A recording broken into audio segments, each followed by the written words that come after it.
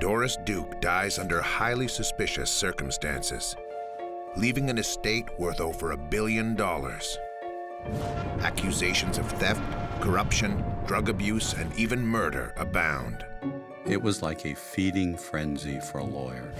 Hordes of lawyers battle each other for the loot.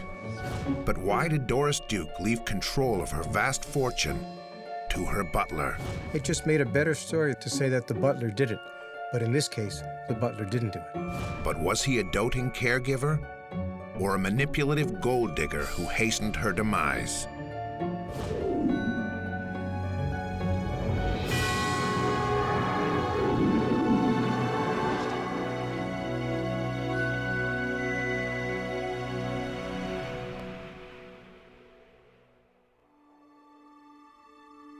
October 28, 1993, Doris Duke, aged 80, dies in Beverly Hills, California. She leaves more than $1 billion and an army of fortune hunters. Her butler, Bernard Lafferty, is named executor of the will. But has Doris entrusted her vast wealth to the right man?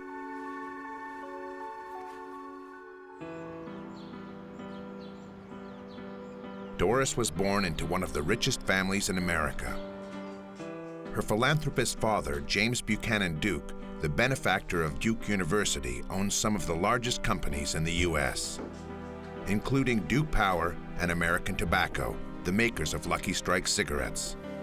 Hi, Daddy. Buck loves his only child fiercely and is obsessed with her safety. From bodyguards to routine disinfection of the house to stave off disease, he spares no expense in shielding Doris. He tries to warn Doris about the curse of having too much money. Buck teaches her that because of her wealth, she should trust no one. When Buck dies in 1925, 12-year-old Doris inherits $80 million. The press nicknames her the richest girl in the world. Doris quickly asserts her independence, even suing her own mother for control over her inheritance. Her father has made it clear that he did not even trust his wife. Doris wins the trial.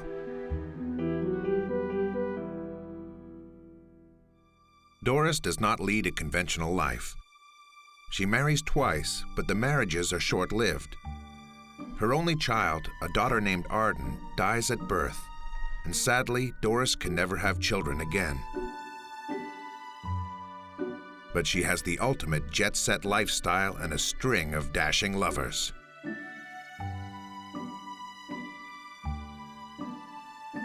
Doris travels extensively and collects countless treasures.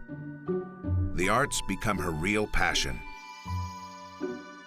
She has 5 residences: Duke Farms in New Jersey, Falcon's Lair in Beverly Hills, California, Rough Point in Newport, Rhode Island, a penthouse in New York City, and Shangri-La in Hawaii, that she decorates with an impressive collection of Islamic art. She shuttles between these homes in her own Boeing 737.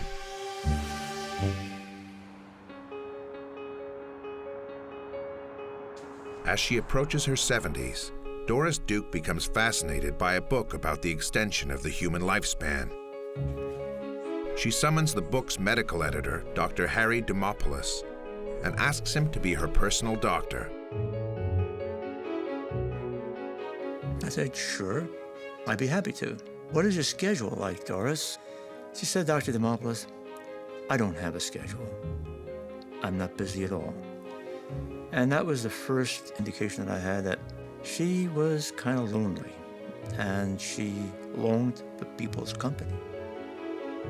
What many people don't know is that Doris Duke was an excellent businesswoman. She knew how to manage her money. She knew how to make it grow. She knew how to manage people. She was incredible. I never charged for any of my examinations. I paid all my own expenses when I had to travel. I don't know, somehow the subject about money never came up. I would have felt as if I was rendering a bill to somebody in my family or a close friend, and you just don't do that.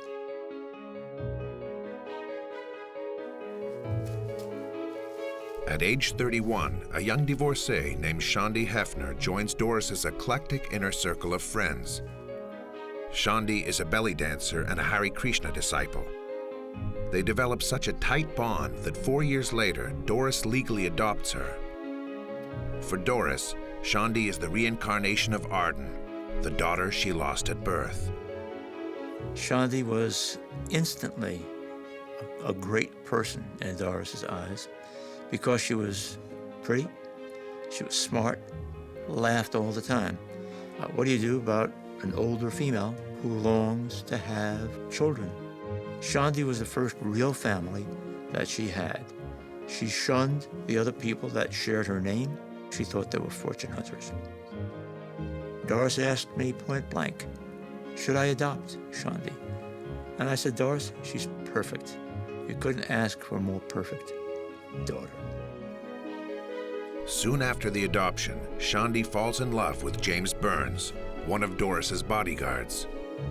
He was handsome, charming, very likable. And Doris was okay with that. Even when it got hot and heavy, she said, what do you think of him? I said, Doris, I think he's a great guy. I think they make a great couple. She looked at me, laughing. I said, yeah, Doris, you're going to have a family with grandchildren. She said, yeah, she said, with a great big smile on her face, and I'm going to have to raise those brats. That was her attitude. She was looking forward to it.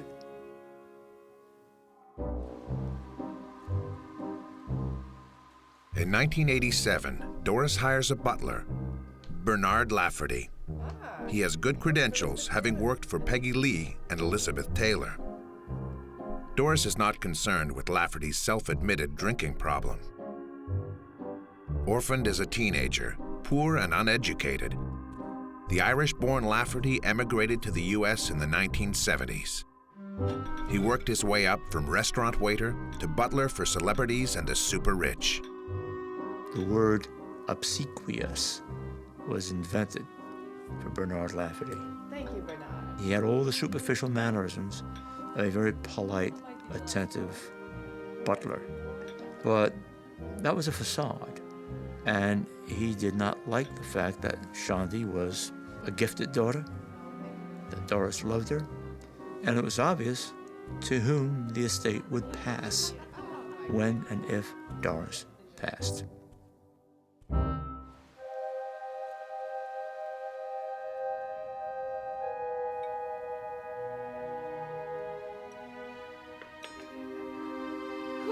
As time goes by, Shandi takes control, handling Doris's finances and running the household. She is making enemies with the staff, including Bernard Lafferty. He convinces Doris that Shandi wants to poison her.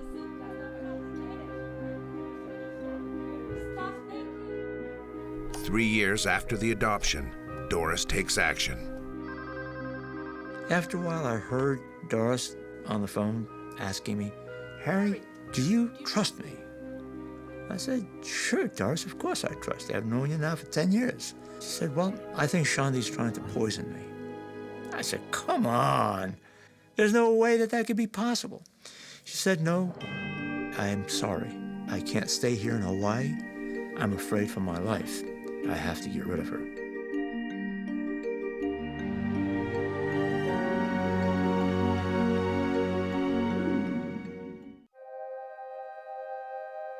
Dr. Demopoulos is very concerned that his friend Doris Duke wants to cut ties with her adoptive daughter, Shandi.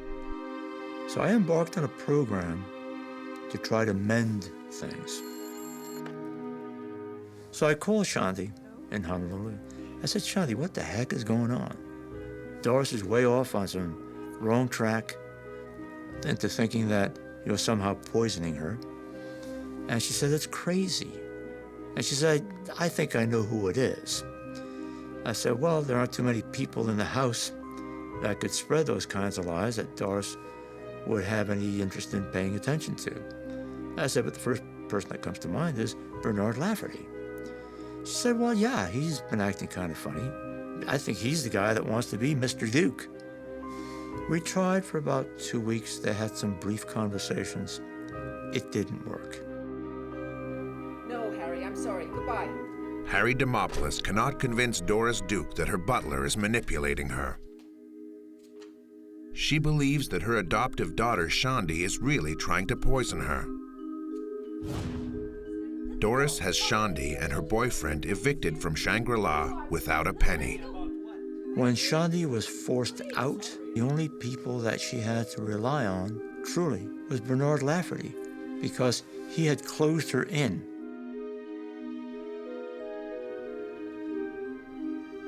Doris now wants to disinherit her adopted daughter Shandi. She consults attorneys Suzelle Smith and Dawn Howarth. It was 2 or 3 years before her death. Bernard Lafferty, her butler, answered the door in a tuxedo, very formal butler outfit. She was then in her late 70s, and she was alert. She was on top of her game, I would say. Doris Duke was one of those people who actually, I think, looked better as she got older. She was a pleasure to meet and completely in control of herself. So she used her wealth to screen people and also to some extent to control people. And her wills in particular, she was very fond of using the wills to cut people in and cut people out. And she had lawyers for decades writing and rewriting wills.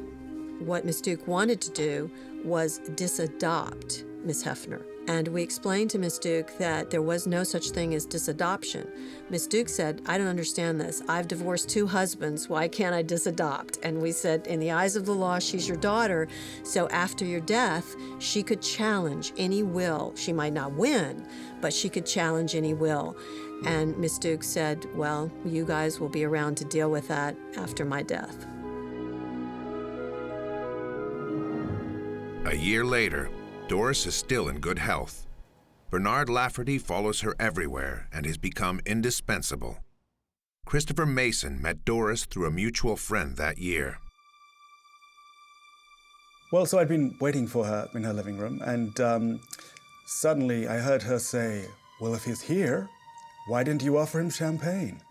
And I figured that she was talking to her butler. Then she walked into the room. The butler was following her with a silver tray with a bottle of Veuve Clicquot champagne and a couple of glasses. And she kind of emerged, and she looked very dramatic. She had very white skin, blonde hair, very tall, and she was wearing a Valentino ball gown. So she looked almost kind of theatrical. When I was in her apartment and Bernard was out of the room, I turned to Doris and I said, so who is Bernard? And she kind of laughed, she sort of smiled, and she said, well, I guess he's a butler, that's what you would call him. But there was kind of laughter in her eyes, as if he was so much more than just a butler. He was a constant companion, and they had a lot of fun together. I was fascinated by their relationship, really, because clearly she was the boss, he was working for her, but between them there was an extraordinary sort of warmth, and there was almost a kind of tenderness. She didn't have any choice about anyone else that she could rely on. Bernard Lafferty's plot was working. According to Dr. Demopoulos, encouraged by her butler, Doris undergoes an extensive facelift at 79 years old. It was a fatal mistake that initiated a whole train of events. Recuperating at home, she breaks her hip. She was admitted to Cedar Sinai Hospital, and that's when she got into the hands of other doctors who curiously filled her with all kinds of sedatives, happy pills to keep her in a good mood. Dr. Harry Glassman, her plastic surgeon, recommends Dr. Charles Kivowitz to be her personal physician. She had 4 hospitalizations during that year, 1992. She had never been hospitalized before. Not on my watch, as they say. In 1993, the fatal year, Lafferty convinced her to have yet more surgery. And he said, Doris, you can have beautiful knees again. Doris fell for it, and she had both knees replaced. Now that's unusual. You don't do surgery like that, and if you do it one knee at a time. But that was Lafferty's insistence. Oh, get them both done, doctors. You can trust me. I will take good care of her in Shangri-La.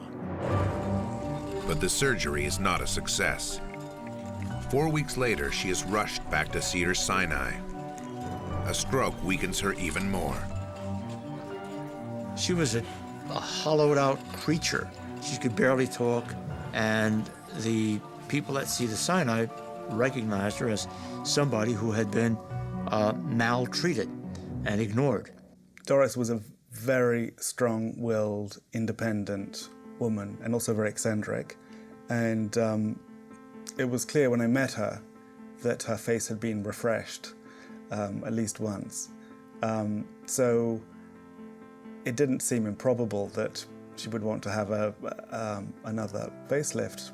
But just the idea of the butler trying to get her to have knee surgery just seems very implausible. She told me that she loved to dance, she loved to sing, so if her knees were bothering her, maybe she did want to have her knees fixed so that she could dance again. But Harry Demopoulos believes that Lafferty is telling lies to the increasingly confused old woman. Lies that lead to a final, shocking telephone call. I got a phone call from Doris. Harry, you're saying bad things about me. I said, what are you talking about, Doris? I couldn't possibly say anything bad about you. I love you. People in my family love you. We respect you. You're amazing. Doris, please. This just isn't true. You know what we've been through for 10 years. You've trusted me, and I think you have to trust me again. I think somebody is trying to hurt you. I said, no, I'm sorry, Harry. I said, I don't want to see you ever again. That was disconcerting. Throughout her life, I think, with her husbands and her lovers and even her friends, she always had to be cautious about the motives of the people who surrounded her. Having $1 billion in the bank was a lot of people want to be close to that, but not necessarily the people you want to have around you. The isolation of Doris Duke in her last days was real and tragic because Miss Duke did not trust anyone, because she thought they would only love her for her money. She did not have people that she could trust who were close to her at the end. People couldn't get through because almost a bubble had been created around Miss Duke. And as a result, she was at the mercy of someone like this completely irresponsible, opportunistic butler. We called Miss Duke several times during her last illness. There was never a return of those phone calls. I've heard this many times in other cases. For the most part, it isn't true. People get frustrated because they can't get through, but many times the subject they want to talk to has told people, I don't want to talk to the doctor. I don't want to talk to this person. I'm tired. I don't feel well. Leave me alone. It's not unusual. This was a lady that was dying. Doris's condition deteriorates quickly, and she dies of cardiac arrest. Bernard Lafferty, an uneducated butler who earns $40,000 a year, is suddenly the man in charge.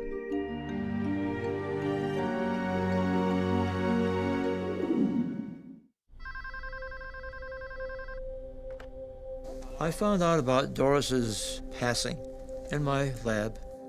Lafferty called me, and in his obsequious, characteristic Irish brogue, said that Miss Duke had passed away. And I said, wait, what happened? What happened? Click. He offered no explanation, just hung up. The next couple of days, I saw the will in the New York Times. They published everything.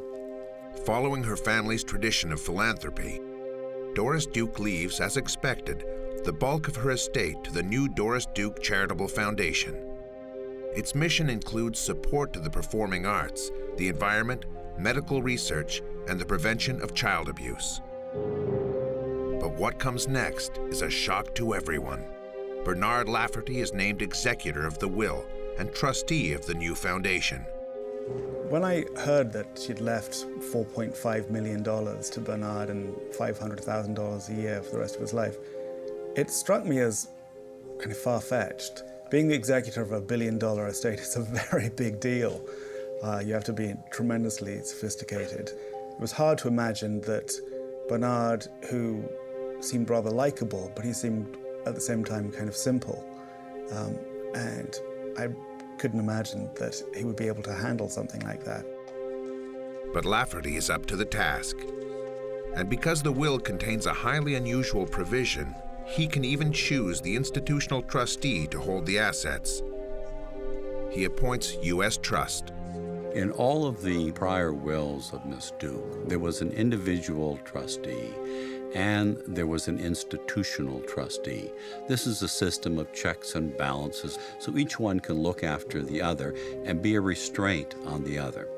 In the Lafferty will, it gave him, for the first time, the complete power so that he could fire the institutional trustee if he chose to do so. So it put one man in a complete position of power. Power corrupts. He had absolute power. As the saying is, that corrupts absolutely. That was unprecedented, and in fact unprecedented in estate law.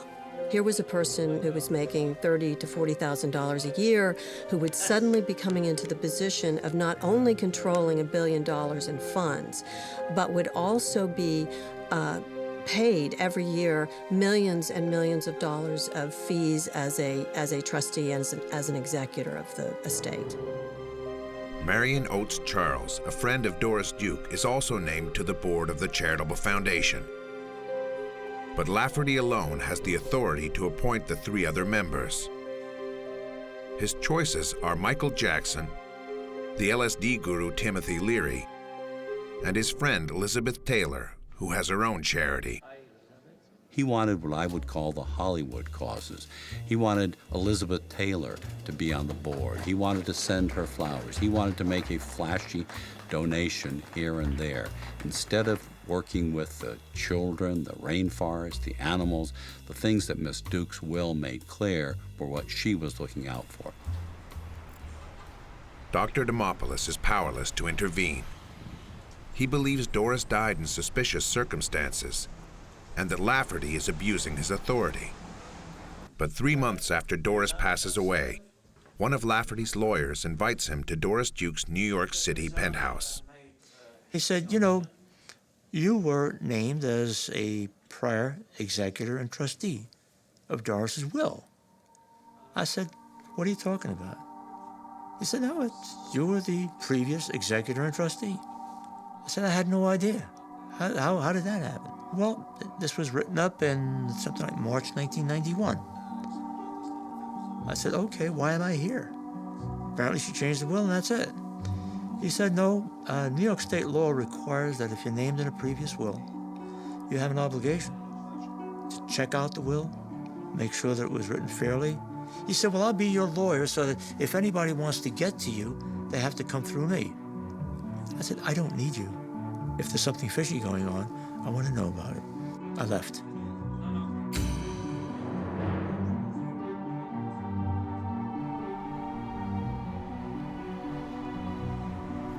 Dr. Demopoulos is stunned by the revelation that if Doris had not changed her will, he would have been the executor. Now that he knows he has the right to challenge the will, he turns to attorneys Suzelle Smith and Don Howarth to have Lafferty expelled. He said that he would do whatever it took. He would mortgage his house, but he felt that Doris Duke had been abused and taken advantage of, and he wanted to get to the bottom of it, and that her wishes were not being carried out. I said, look, guys, I don't have any money, but I can assure you of one thing. I think I smell a rat, a big stinking one, then I will get to the truth of the matter. Howarth and Smith decide to embrace the cause and prove that Lafferty is unfit as an executor. Let's do it. It's David against Goliath. I bless the fact that we have these lawyers. They took a big risk. They didn't know if they were going to get anything out of it. To defend himself, Bernard Lafferty has access to unlimited funds from the estate. he hires an army of lawyers, including celebrity lawyer Howard Weitzman, who defended the likes of Marlon Brando, Mike Tyson, and Michael Jackson. I did like Bernard Lafferty. I thought he was a simple man, kind of an eccentric personality in a good sense, not in a bad sense. By the way, it's a story that's not unheard of, where someone takes an individual that they became close to and they put him in a position of trust and maybe even power, so to speak. It's not unusual.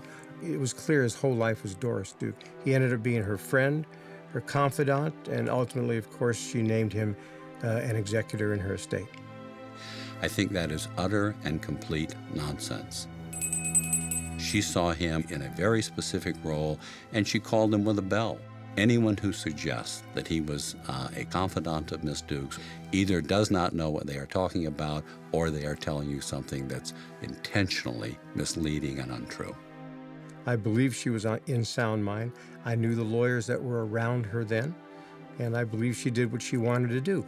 People may not have agreed with it, but they can't substitute their judgment or their wishes for what Ms. Duke wanted. According to Dr. Demopoulos, Bernard Lafferty is running scared and wants to avoid litigation at all cost. He offers to buy him out. They were going to give me $10 million in cold cash, and they would give me $100 million to have my own medical foundation if I would just leave, go away. And I said, I'm not doing this for money. I want him to be gone. Next, with the help of Elizabeth Taylor, who maintains the Duke was entirely lucid when she spoke to her a month before her death, Lafferty tries to discredit Demopoulos. Taylor's PR firm issues a press release claiming that Demopoulos is motivated by greed. Raging mad, he consults his lawyers. I said, my God, I don't want that money. Can I somehow negate it? They said, yes, you can write an affidavit. I said, well, let's get an affidavit typed up. Typed it up. I said, send it to the judge. And it said, I renounce all fees. Whatever fees I might collect should I become a trustee will be determined by Your Honor and by the Attorney General. This is not about money. This is about a charity from a person who had a soul, who left it to the people. It was not supposed to be Bernard Lafferty's playground and piggy bank. Not to be outdone, Lafferty spends $300,000 and hires a detective firm to dig up any dirt on the doctor that might discredit him. But they find nothing. And Dr. Demopoulos starts to believe his life may be in danger. We got some of Lafferty's writings. Dr. Demopoulos has to be destroyed. Dr. Demopoulos must be destroyed.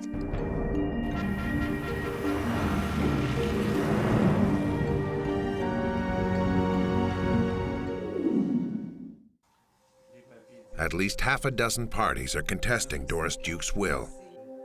Banks unhappy to lose control, former employees, family members, as well as Shandi Hefner, Doris's adoptive daughter, whom she had completely cut out of her will. No one else was related to Doris Duke. So when you're dealing with $1 billion estate, it made imminent practical sense to give Miss Hefner a very generous settlement to get her out of the lawsuit. Shandi settles with Lafferty for $65 million. Shandi deserved what she got. She actually should have gotten more because she had done nothing wrong. The law says that adopted daughters are equal to natural-born children. She was unfairly pushed aside. Shandi took good care of Doris. She didn't deserve the treatment that she got. Demopoulos, however, will not settle. Handwritten notes show that Lafferty wants to destroy him.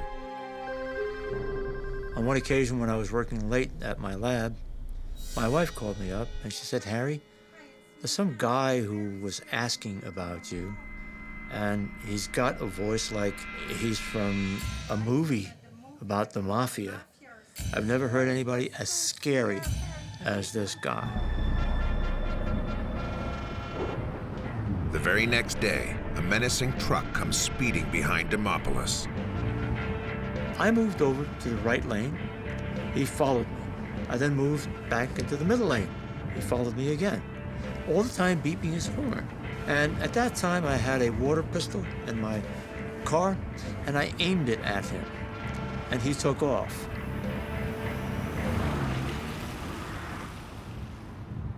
May have been coincidence, but I've been driving that road for 20 years now. Never had any kind of a problem. Finally, the hearings begin. The court is about to consider whether Bernard Lafferty is fit to be the executor of Doris Duke's will. Judge Preminger, who is now retired from the bench, can talk openly about the case. Well, there were an enormous number of lawyers on the side of Lafferty and U.S. Trust. Nobody needed that many lawyers. They sort of acted, at least to me, as if they had a blank check and could hire anyone they wanted, and occasionally hired someone because that person was rumored to be a friend of mine, which I particularly resented. And I think it was inappropriate. Well, sometimes lawyers are called sharks, and some people did think that there was blood in the water and the sharks were swimming, but the sharks that were getting paid were largely on the Lafferty payroll. And sometimes none of them said anything at the hearing, so it was an interesting show. There always seems to be too many lawyers involved, but when people are vulnerable and scared, lawyers get involved. As I told Mr. Lafferty on more than one occasion, only one side wins. That's just the way it goes. During the hearings, Smith and Howarth take depositions from various witnesses. To prove that Lafferty is unfit as an executor, they get access to Doris Duke's credit card statements.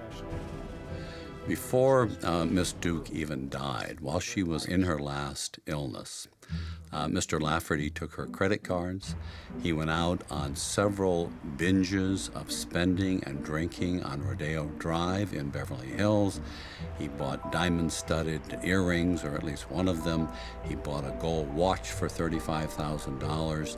He did not have a driver's license, but he, in a drunken state, crashed her car into the Whiskey A Go-Go in Hollywood.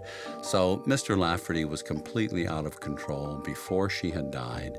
He was almost childlike in his enjoyment of things. You know, he was not a well-educated man. This was more than he had ever thought of in terms of access to money. But yes, he did try to enjoy what had been given him.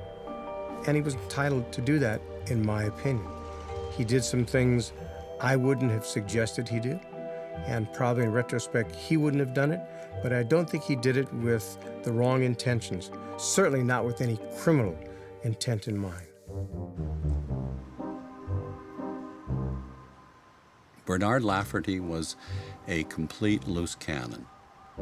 He was a repeated drunk. He would go on binge drinking.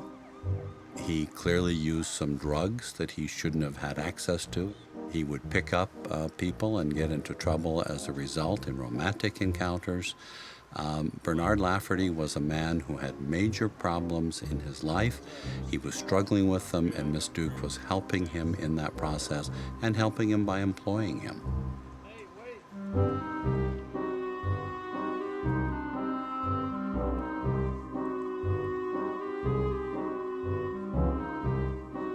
After she died, he began sleeping in her bed. He combed his hair and dyed it the color of her hair. He wore her clothing. He actually seemed to believe that he was Miss Duke. So this was not just some scheming butler who wanted the money. This was someone who was seriously playing without a full deck there. Miss Duke had a great sense of respect and obligation to the memory of her father, who had earned the money. There was no way Doris Duke wanted to meet J.B. Duke in the afterlife and say, "I left your fortune to an Irish butler with drug and alcohol problems." Howarth and Smith also learned that Lafferty spends considerable estate money for luxurious renovations in Doris's houses he still resides in.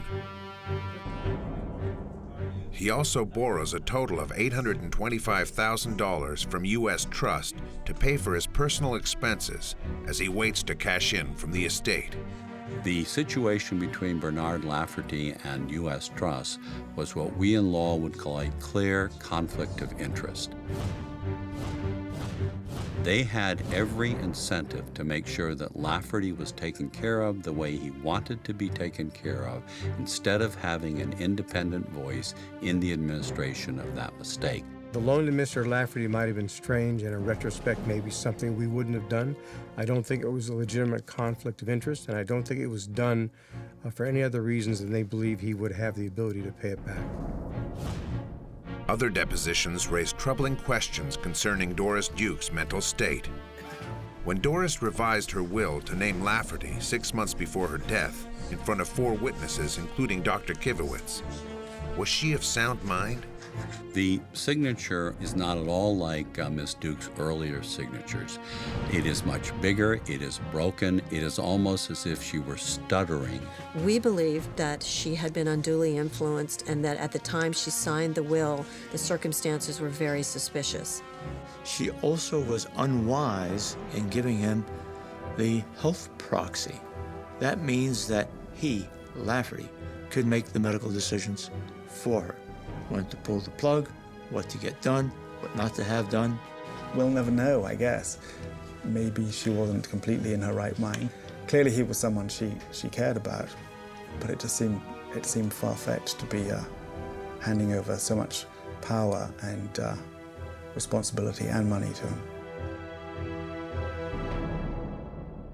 It's my recollection that well before she was on her deathbed, Ms. Duke had told people and had intentions or began to modify estate documents to make Mr. Lafferty an executor of her estate. So it isn't as if this fact took place on her deathbed. I don't believe that's the case at all.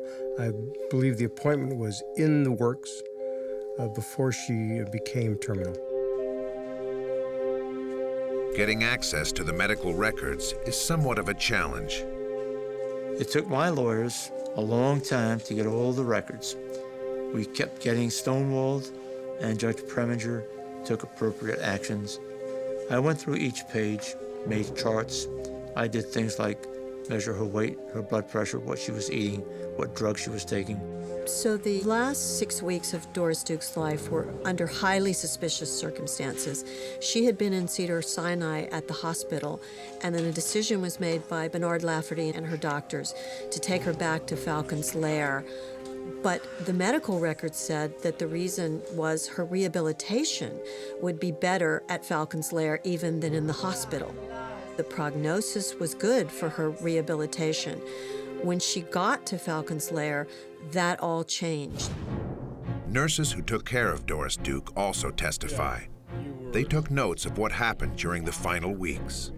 On day 1, when she got home, she said, "I'm going to be murdered." Quote, unquote, in the nurse's notes. They put down everything that happened. After a few days, Doris called in Bernard Lafferty, and she started yelling at him. She said, "Bernard, you're the cause of all my problems. Get the car ready, and let's go back to Cedars-Sinai Hospital. I want out of here."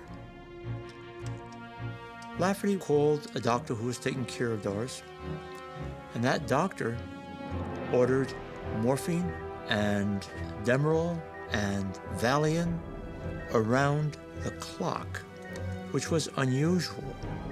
The nurses kept writing down, "No pain, patient has no pain, patient has no pain." Next, the bombshell. A nurse believes there was a conspiracy to murder Duke through the use of massive sedation. There's a whole list of medications that were inappropriate. Now, that probably was Lafferty's doing, because he had the healthcare proxy. He was Mr. Duke and Mrs. Duke at the same time, giving orders to the doctors. After 5 days of deposition testimony and medical records, Dr. Kivowitz said that the decision to administer the dose of morphine, which would end her life, was the proper medical decision to make. The explanation was that she was in pain and that her quality of life was very poor and that she would have wanted to go on and die. He did not discuss this with Miss Duke. He did not reduce the drugs to ask her if she wanted to die, if she'd like to see a priest or a rabbi or a minister. So those circumstances were highly unusual, highly suspicious. Here's what I can say about Dr. Kivowitz. One of the better doctors, certainly in Southern California, if not the nation. I'm confident that he conducted himself in the most professional of manners. Smith and Howarth ask Ira Reiner, former district attorney of Los Angeles, what he thinks of Doris Duke's death. Under the definition of murder under California law, it is taking the life of another, causing the death of another intentionally. And he said, that's what you've just described to me. It seems too much like a kind of fantasy of a murder mystery, and it just seemed too far-fetched. The records show that Lafferty authorized substantial payments shortly before Duke's death. Dr. Kivowitz received $50,000 a month, and Dr. Glassman gets a $500,000 gift. Lafferty, I think, paid the doctors because he did not want somebody who would be a stand-up witness against him, for example, if he did anything to take advantage of Miss Duke, to hasten her death, or to put himself into the will as trustee. He wanted to keep people around him who he had control of, and I believe that he did that. Well, I think Mr. Lafferty believed these people extended Miss Duke's life for a period of time, and I think he was trying to show his gratefulness. I don't think there was any payoff here. I know these doctors. I did part of the investigation. I spent a lot of time with Mr. Lafferty.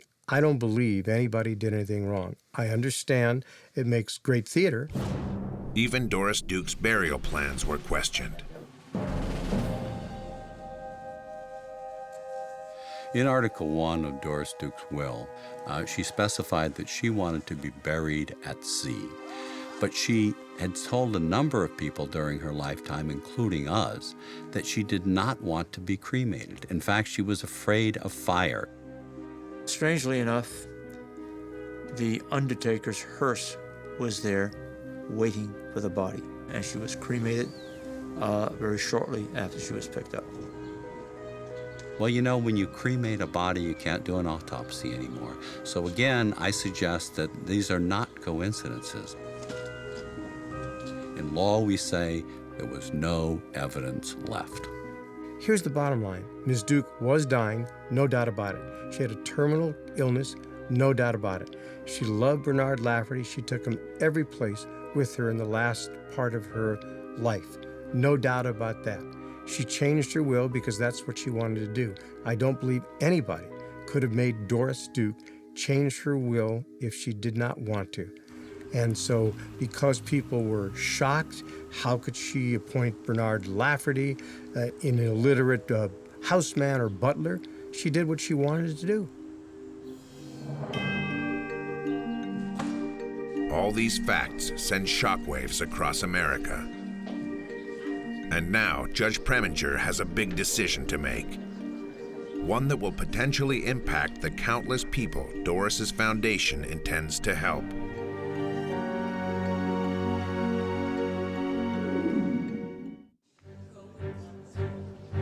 As the hearings progress, Judge Preminger is astounded by the sensational allegations against Lafferty and the completely opposite arguments from both sides. In an unusual decision, she appoints a special investigator, Richard Q. I needed an independent, impartial person who was an expert to see what the real facts were, and I needed it done quickly because I was very conscious of time being important in this case because there was all this money lying around that should be put in use. I also needed someone who was incorruptible. Q spends 90 days on the road interviewing people with pertinent information. He has unrestricted access to all documents. What I was trying to find out from the Q report was what the facts were as to drug addiction, alcoholism, waste, U.S. Trust's relationship with Mr. Lafferty. They explained that they did not have a conflict because they were above reproach. I didn't feel that was enough of a response. The Q report details numerous findings, including Miss Duke's poor mental state when she changed her will, troubling medical practices, conflicts of interest, and inappropriate conduct on the part of Lafferty, who squandered millions. I can tell you that many people, by affidavit, declaration, refuted the findings of Mr. Q's report. When I read the report, I thought some of the findings were, in my opinion, ludicrous and just not well taken.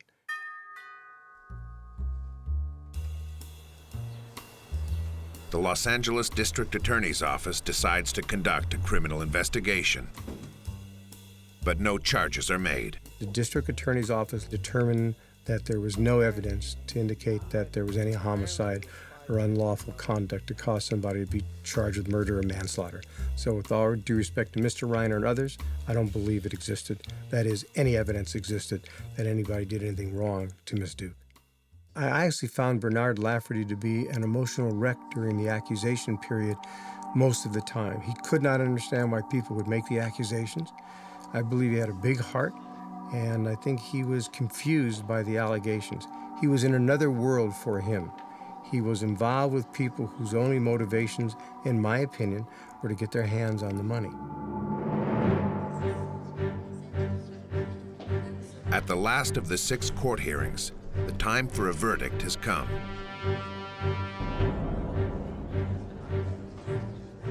The Q report corroborates most of the arguments of Dr. Dimopoulos and his lawyers, and Judge Preminger rules in their favor.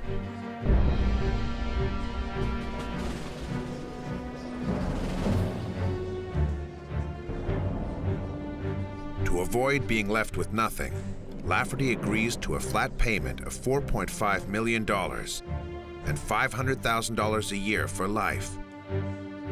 But he has to surrender his post as a state executor and trustee.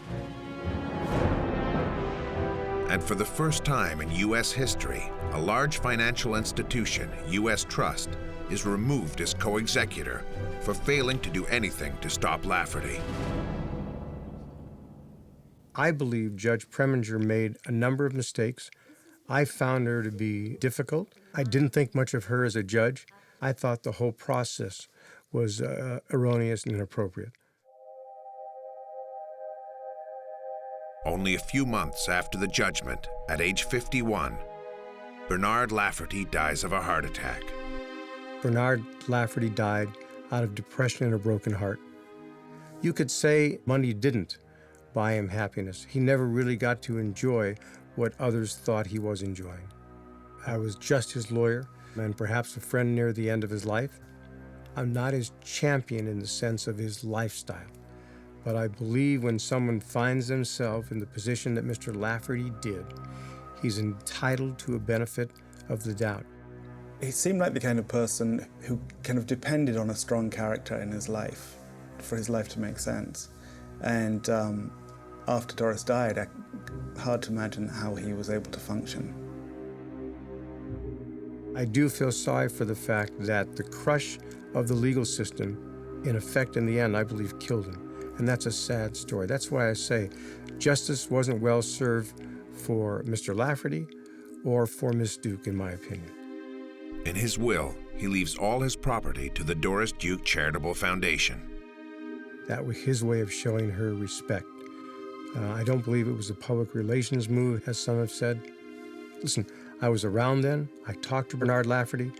I believe I know where his heart and his head were, and I believe if he died, he wanted all that was left to go right back where it came from, and that was the Duke Foundation.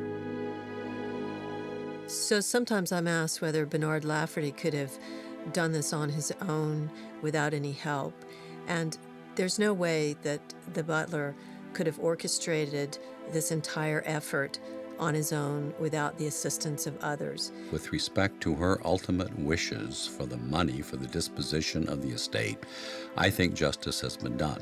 The area where I don't know that justice has ever been done is in the circumstances of her death.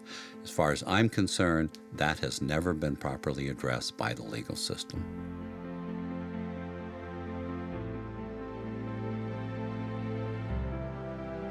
Before he died, Doris Duke's father had impressed upon her to trust no one. This warning stuck with her all her life, for better or worse. It was very sad that she didn't know who she could trust. If Doris Duke had set up during her lifetime the Duke Foundation, we would never have had a will contest, we would never have had the Lafferty story, we wouldn't have had the waste. But because of a lack of trust, that didn't happen during her life, and it cost her charities because of it. Today, Dr. Demopoulos is one of the Doris Duke Charitable Foundation's trustees. The foundation is solidly back on track, and Doris can rest in peace, knowing her final wishes will be honored.